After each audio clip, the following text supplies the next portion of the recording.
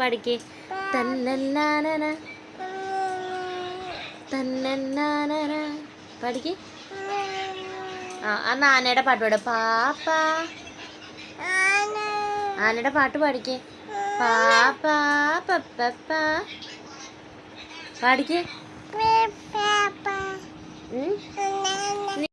രാത്രിയിൽ എത്ര സമയമായാലും ശിവക്കേട്ടൻ കുറച്ച് നേരം നമ്മുടെ കൂടെ കളിക്കും കേട്ടോ. കുറച്ച് അധികം നേരം തന്നെ കളിക്കും. പിന്നെ നമ്മളെന്തേലൊക്കെ പറഞ്ഞ് പേടിപ്പിച്ച് കുട്ടീനെ പിടിച്ച് കിടത്തുവാണ് കേട്ടോ ചെയ്യാറ്. അല്ലെങ്കിൽ എന്ത് ചെയ്ത് കഴിഞ്ഞാൽ ശിവക്കുട്ടൻ ഉറങ്ങില്ല കേട്ടോ. നമ്മളെങ്ങാനും ഇതുപോലെ ഉറങ്ങാൻ കിടക്കുവാണെങ്കിൽ നമ്മളെ വന്ന് പോരൂത്തലും കാര്യങ്ങളൊക്കെയാണ്. പുതപ്പ് വലിച്ചെടുക്കൽ, നമ്മുടെ കണ്ണിനിട്ട് കുത്തൽ, അങ്ങനെയൊക്കെ ആയിരുന്നേ ശിവക്കുട്ടൻ്റെ കാര്യങ്ങൾ. ഇപ്പോഴത്തെ ബിബിൻചേട്ടൻ കിടന്നുറങ്ങുമ്പോൾ എന്ത് ചെയ്താൽ സമ്മതിക്കാണ്ടിരിക്കുവാണ് കേട്ടോ. അവനാരും കിടക്കാൻ പാടില്ല. അവൻ ഉറങ്ങിയിട്ടാണെങ്കിൽ യാതൊരു കുഴപ്പമില്ല കേട്ടോ. അല്ലാണ്ട് ആരും ഉറങ്ങാൻ ആൾ സമ്മതിക്കില്ല കേട്ടോ.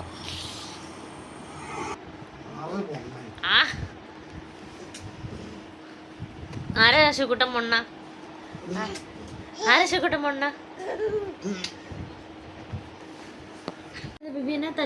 അച്ഛനും മോനും കൂടിയുള്ള കളി ചെറുതായിട്ടൊന്ന് കാര്യമായിട്ടുണ്ട് കേട്ടോ. ശിവക്കുട്ടനെ എന്തോ വെച്ചിട്ട് തല്ലിയതാണ്. ബിബിൻ്റെ മൂക്കിയിട്ടായി പോയിട്ട് മൂക്കിന്ന് ഭയങ്കര ബ്ലഡും കാര്യങ്ങളൊക്കെ വന്നിട്ടുണ്ടായിരുന്നു കേട്ടോ. തമാശക്ക് എന്തോ ചെയ്തതാണ്. ആൾക്ക് അവരുടെ അത്രയല്ലേ അറിയാറായിട്ടുള്ളൂ. പക്ഷെ അത് ശരിക്കും തന്നെ കാര്യമായി പോയാൽ നമ്മൾ ശരിക്കും പേടിച്ചു പോയിട്ടുണ്ട് കേട്ടോ. അല്ലേ ശിവക്കുട്ട? എല്ലാരും പോരൂത്തു.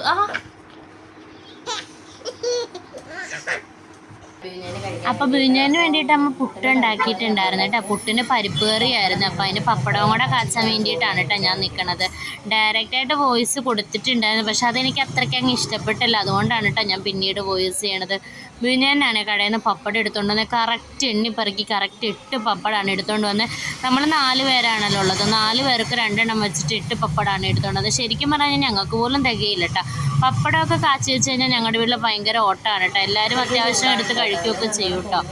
അച്ചായി മാത്രമാണ് പിന്നെ കുറച്ചൊരു കൺട്രോളും കാര്യങ്ങളും ഉള്ളത്. ഞങ്ങൾക്കൊക്കെ പപ്പടം അത്യാവശ്യം വേണം കേട്ടോ. എനിക്ക് കുഞ്ഞനൊക്കെ. എന്നിട്ടും കറക്റ്റ് പപ്പടമാണ് എടുത്തുകൊണ്ട് വന്നത് കേട്ടോ. ഓണം പപ്പടമാണ് കേട്ടോ നമ്മളിപ്പോഴും തന്നെ യൂസ് ചെയ്യണത്. നല്ല പപ്പടമാണ്.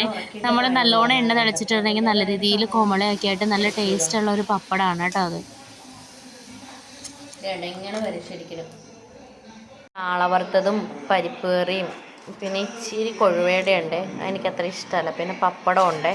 ബിരിയാണി കഴിക്കാൻ പുട്ടാണ് കേട്ടോ.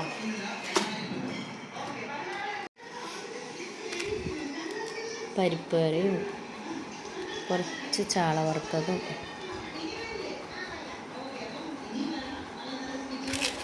പപ്പടം.